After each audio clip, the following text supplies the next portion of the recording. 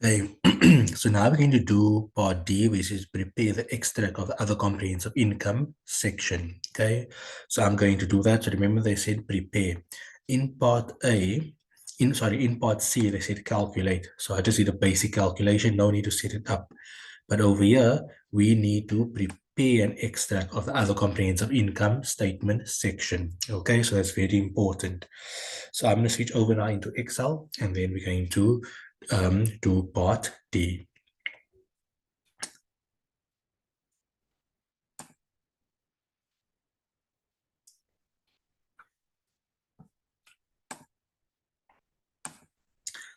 Before we go into before we go into um, before we go into this question over here, I just want to fix up something with you quickly. Okay, so this is part C, profit or loss. I was just looking through it and I realized I made one silly mistake. So it's the following. Okay, so this is not the answer over here. So this and that, I'm happy with these two numbers, but that's not the answer. Because remember, just to explain to you, um, the amortization works as follows. You'd have opening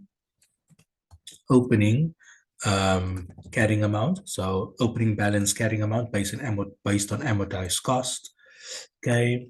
Then you would have then it will increase by interest. Then it will decrease by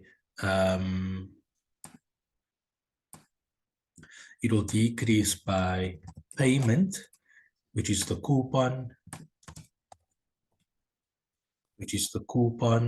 coupon, and then that will give us closing balance carrying amount. Okay, and that will give us closing balance carrying amount. Okay, so take note. So the way we get to our closing balance carrying amount according to amortized cost, the way we get to that amount is starting with the opening balance, which is that, adding interest, which is what we want, subtracting the payment, the coupon payment we received, and that will give us closing balance. Okay, so if I must rearrange this to get to interest, it will look as follows. It will still be opening balance carrying amount. It will be, so what would happen is the following. To rearrange this whole equation, it will look as follows. I think it will be closing balance carrying amount. Then it will be minus payment. So it'll be, this here is plus minus less. Okay, so this here it will now be less opening balance carrying amount. It will be less coupon payment, and that would then give me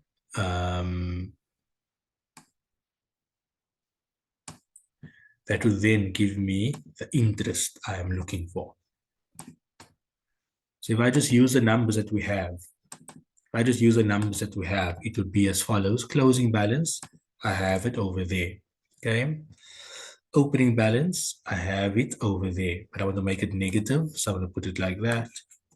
And then the coupon payment, I have it. Okay. It's going to be equal that amount, that's the payment, but it happened every 6 months. I multiplied by 2, and I also want to make it negative. So if I add this up,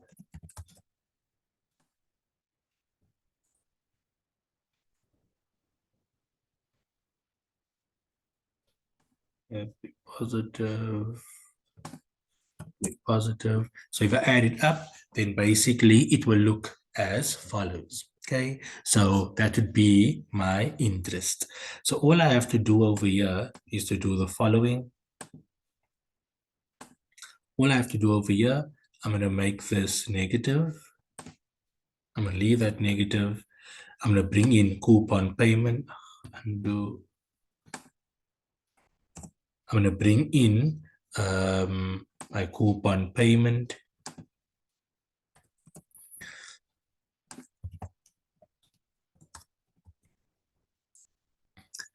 Which is, I'm going to bring in my coupon payment, which is equal to that times 2. So if I add up all of this,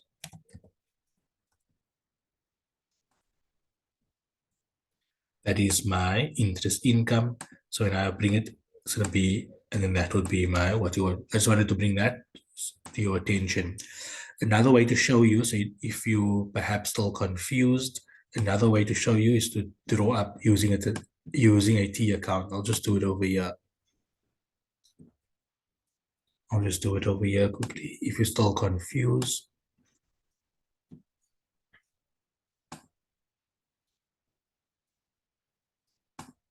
So we have an asset. So this is investment in debenture. So it's an asset, okay? Investment in debenture. So we have opening balance on the debit side. So I have opening balance on the debit side. We have closing balance on the credit side.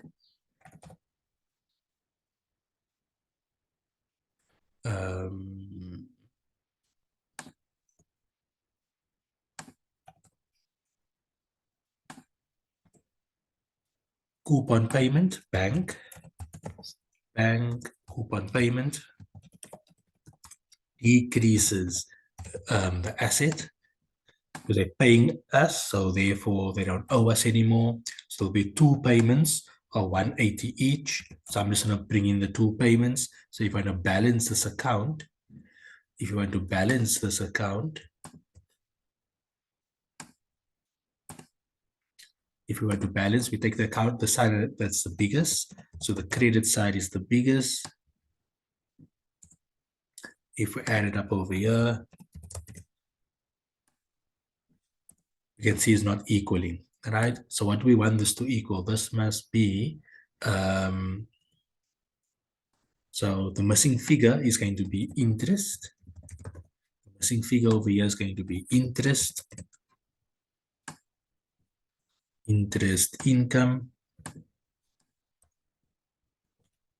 So the way we will get that is by saying,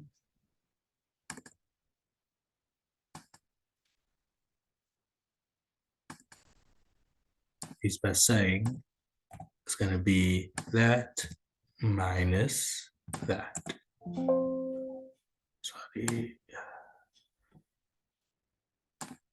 Equal that minus that.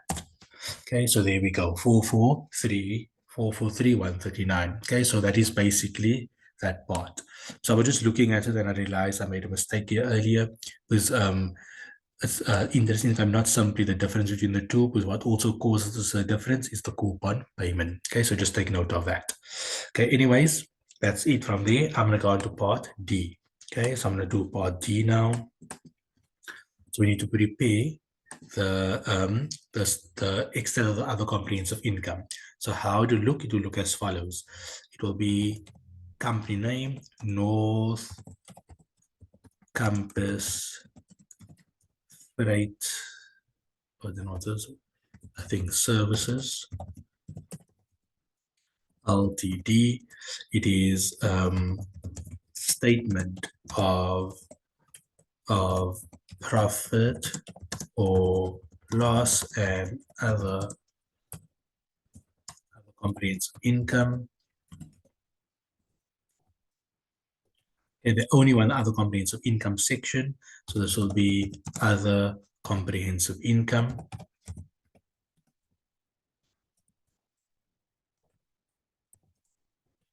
Okay, so remember we have 2 parts over here. We have items that may not be reclassified. Reclassified to where? To profit or loss. And then we have items that may be reclassified. Reclassified to where? To profit or loss. So that's the first thing. Okay. So it's important to take note. The statement of the other comprehensive income have two parts. Items that may not be reclassified, items that may be reclassified. That's the first thing. The second thing is other comprehensive income other comprehensive income could either be presented net of tax or gross of tax. So they want us to present the amounts gross of tax with a separate line item for tax. Okay, so just take note of that. Okay, so let's have a look. So let's have a look. So the first thing if we look at matter number one, so remember in matter number one, we had office building. We went from office building to an investment property. Because investment property is measured at fair value through is measured at fair value in terms of IAS 40, the fair value gain at the date of change will happen in terms of IAS 16. That is what the standard IAS 40 tells you. So here we will have revaluation gain. Okay. So I'm going to take it to workings. So what we must know, what we need to know is the following. At the date of change, at 31 March 2014, this was the date of change. Fair value of office building. We need to know that, and we need to know carrying amount of office building. Okay, and this will give us a revaluation gain or loss. Okay, so it's important to take note.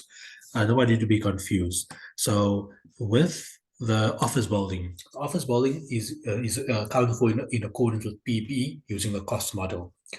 Investment property is accounted for using the fair value model. Now in IAS 40, they tell you that where a item of P where a property goes from PPE to fair value. Go from PPE to investment property. And investment property is accounted for in accordance with the fair value model. The fair value gain or loss at the date of change must be recognized in terms of IAS 16. So any fair value gain is a revaluation in terms of IAS 16, and a revaluation gain or loss goes through other comprehensive income. Okay, so just take note of that. The standard tells you that, so that's why we're doing it as such. Okay, so let's go have a look. What was the fair value gain or loss at that date?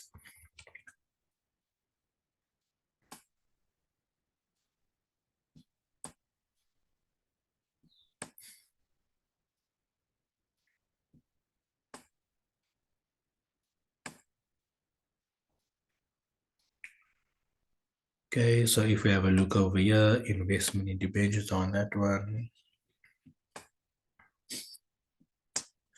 Okay, so the fair value was 5.2. So at 1 April, it was 5.2. 1 April, 31 March, same thing. So 5.2. Okay, so this was given.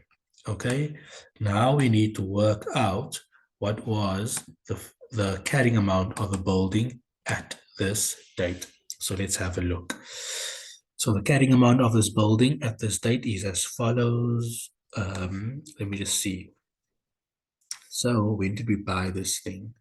Okay, so we bought this 30th June 1996, and the total acquisition cost was 1.2 million. Is there any... Okay, so what's happening over here now? 30th June 1996. How many years do we have this?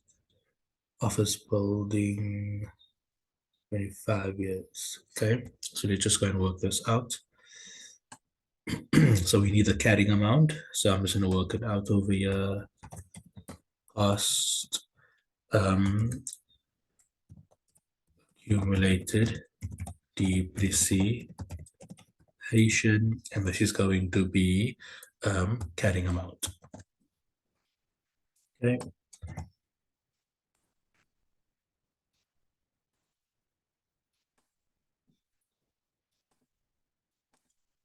Okay, so we know the cost is 1.2, 123. So what is the accumulated depreciation? Okay, so I'm just going to go fetch that working, that's set up here on top.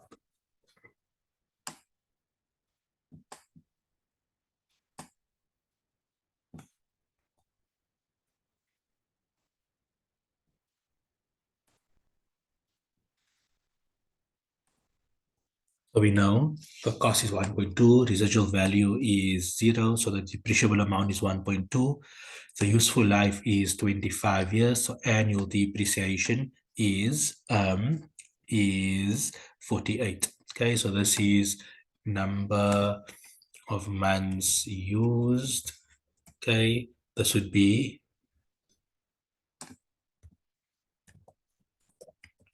accumulated depreciation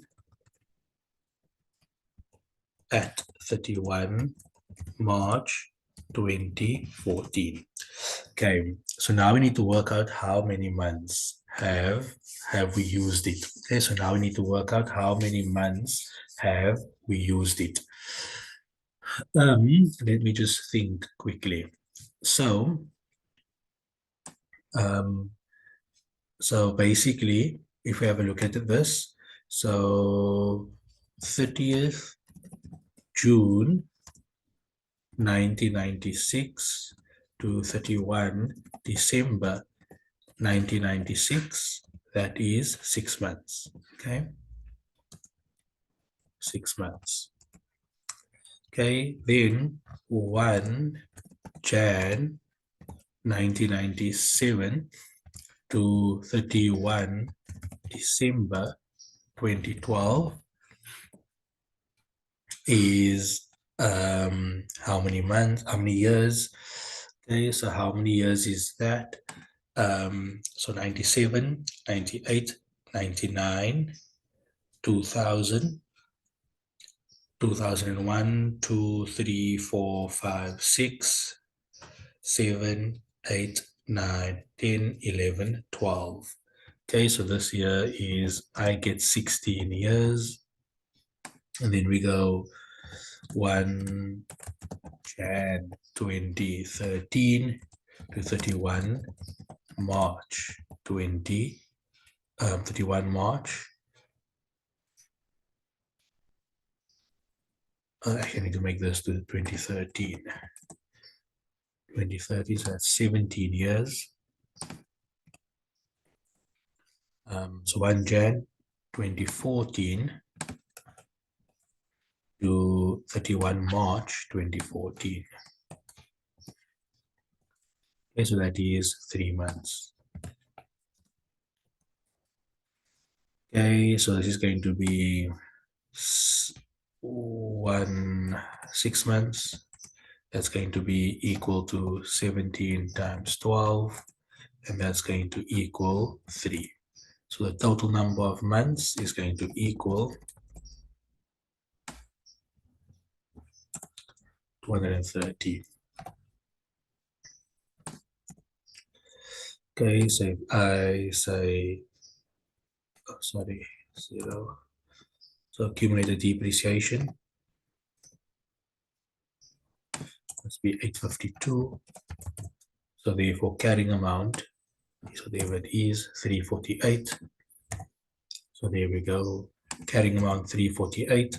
So fair value gain be the difference between the two, 4852. Okay, so fair value gain 4852. Okay, so that is basically what's happening over here.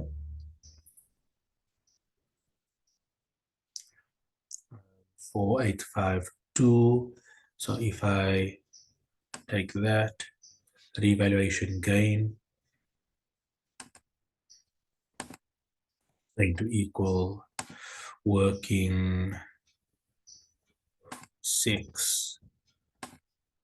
So working 6, 4852. Okay, so just take note of what we just did over there. Please take note of what I just did over there. It is just thinking about what we want to achieve. So let me just take you through it again. So I need to work out the revaluation gain. I know revaluation is fair value less carrying amount. Fair value was given.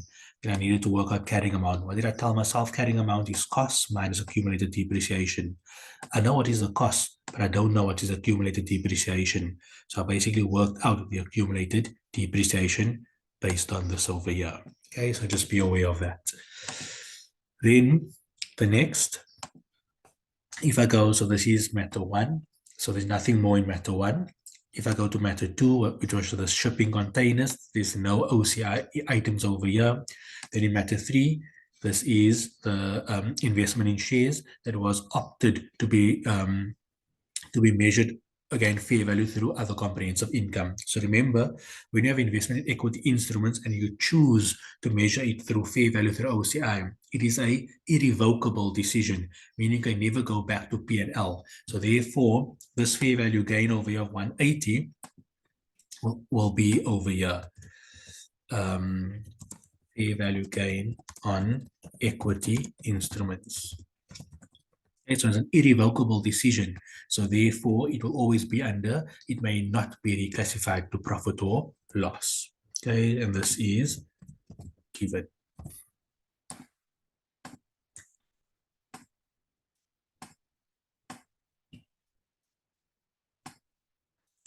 Okay, then we're going to have here income tax. So as you can see, these amounts are gross of tax. We're going to have one line item for these two amounts. Okay, so just be aware of that. Okay, so we'll have to work that out. Then we will have this total. We'll work out the tax just now. Okay, and then we're going to items that may be reclassified. Okay, so items that may be reclassified. So it's going to be fair value gain on debentures. Okay, and we did that calculation. I have it over here somewhere. There we go. So I did that. That is my answer that I got. I may be wrong, I may be right, but this is the answer that I got.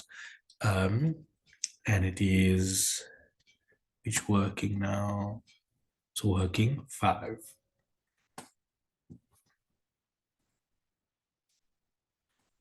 Okay, so this here is working 5. And then once again, so that was, so if we go again through it quickly, so there's investment in shares, OCI, investment in debentures, matter number 4, there's no in matter number 5. Okay, so that is basically matter number 6 is is assessed loss, so that doesn't have any impact. Matter number 7 was just basically the profit before tax. Okay, so that is income tax.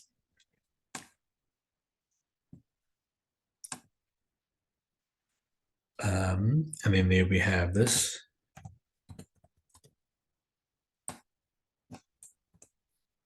Let's do that.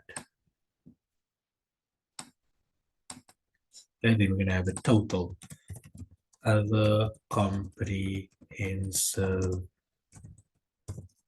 income net of tax. Okay, so this will be the total.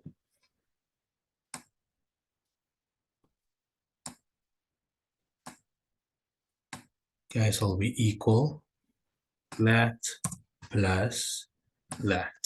Okay, if we wanted total comprehensive income, we would have a line item here called total comprehensive income, which will be that plus profit after tax. Okay, but we don't have that line item. Okay, so I'm going to go fetch that.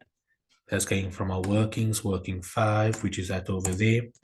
So now all I have to do is to do my tax calculations. Okay, so all I have to do is to do my tax calculation.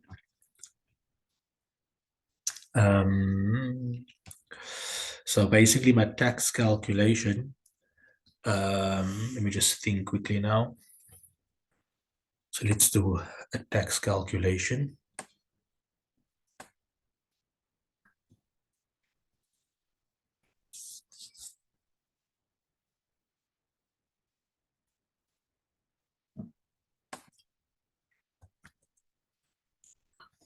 Okay, so working, what was this now? Working 7. Okay, so we're gonna have assets, liabilities. Okay, we're going to have carrying amount. We're going to have tax base. We're going to have temporary difference.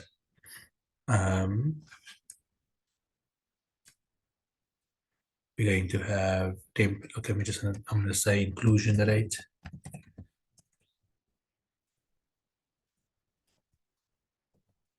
And it will be temporary difference and it will be deferred tax.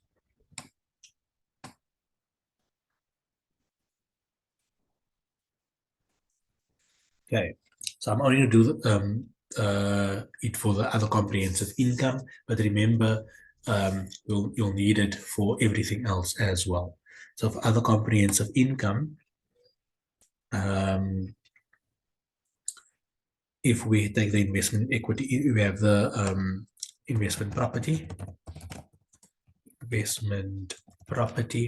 We have investment in shares, then we have investment in debentures. Okay, so investment in debentures, amortized, investment in debentures, fair value portion. Fair value portion. Okay, so investment in shares, we know the investment in shares. So what's important to take note over here now, it is the balances. So I'm going to take the movement. Okay, so this is going to, we need to actually take the balances, 31 December 2013, 31 December 2014. Okay, let's try and maybe do it that way. So if I have a look at the shares, let me just see quickly, investment in shares, do we have information for it? So this portfolio on 15 July 2014 at a cost of, so we bought in the current year, so 5.8 versus, okay. We just had to think quickly. So we bought it in the current year, so this would be equal to 5.8, 123 plus 180, 123. So that's the current carrying amount, okay? The tax base for SARS is the 5.8, 123. Because it's investment in equity instruments, which is shares, and as capital held with a long-term growth potential, the inclusion rate will be 80%. Okay, the inclusion rate will be 80%. So what's going to happen over here? What's going to happen? It's going to be temporary difference, which is carrying amount minus tax base multiplied by the inclusion rate. Okay, so that is going to be the deferred tax. So it will be basically, that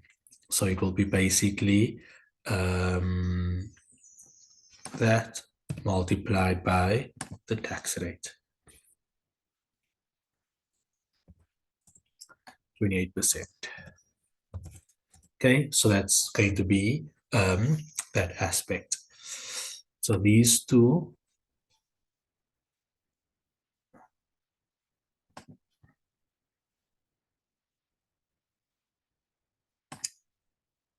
and that one.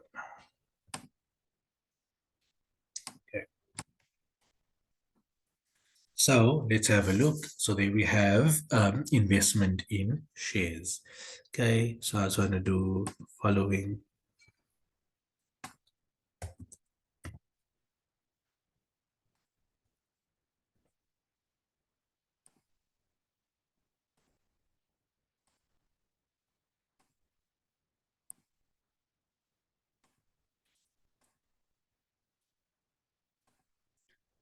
So now for SARS purposes, so now what we have to understand over here is the following.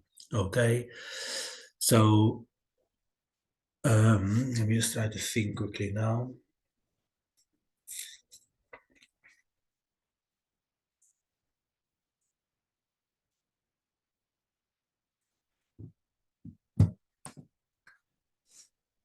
Now let's deal with the investment in debentures. Okay, so the investment in debentures, the carrying amount is going to be where is this now? It's going to be that amount over here. For SARS perspective, they agree with the same amount. Okay, so they agree with the same amount. So there's, oh, sorry, they agree with the amortized cost amount. They agree with the amortized cost amount. So there'll be nothing. Okay, but if there was a difference, the inclusion rate would be 100%. The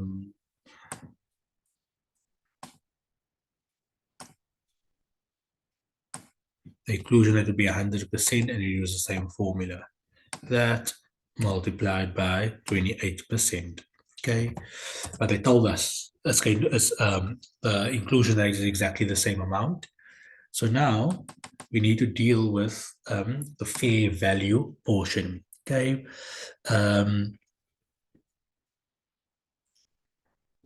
So what you must know, because we're going to sell it, we're holding with the intention to sell, we will just basically, you can just literally use that amount over there.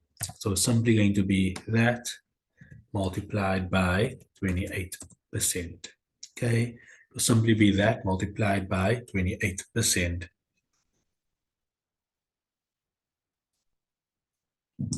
Okay, but it needs to be negative, so that is fine. Okay, so that one is sorted. The only one we need to work on is this investment property aspect. Okay, so we need to identify what does SARS is. The complication over here is the fact that the original building is not used. SARS do not grant a deduction for it. Okay, so there's basically like a permanent difference. So let's have a look how we would deal with it. So we simply think of it like this. So the carrying amount for the investment property is the fair value at 31 December 2014. Okay, so 5.2 million. I think it's 5.2 million. 5.2, or let me just see quickly. Yeah, so it's the 5.2 million. Okay, then the tax base would be the 1.2123. Okay.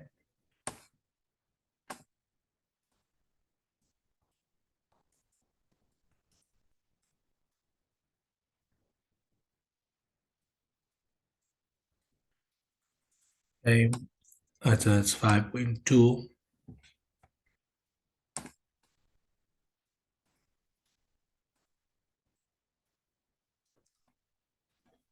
Okay, so there we go. We're gonna do it like that. We don't take the 5.5 because the 5.5 that relates to the 5.5 that relates to the fair value gain. Okay, so what we will do over here is 5.2.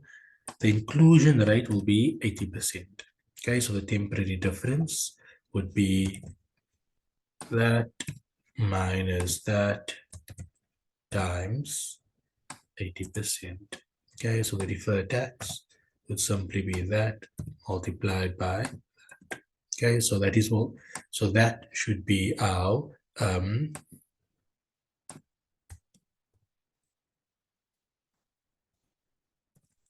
Okay, so that should be our deferred tax. So over here, so it'll be equal negative sum that and that. Okay.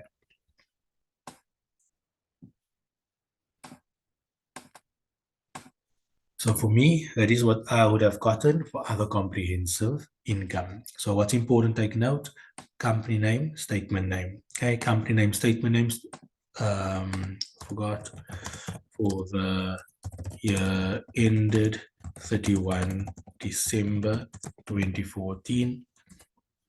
Okay, other comprehensive income, items that may not be reclassified, items that may be reclassified. That's the first thing. The second thing, these could have been net of tax, but in this case, they wanted gross of tax and a separate line item for income tax. Okay, so just take note of that. Then we add, this is basically that plus that. If we total comprehensive income, we'll have total comprehensive income over here, which would be other comprehensive income plus profit after tax. Okay, so that's it from my side. I'm not going to do part E because they in the videos I gave you, there's lots of income tax calculations. So you can watch those videos and then you can compare it to, and you can work through this one and you compare the solutions and you should be able to figure it out. Okay, thank you very much.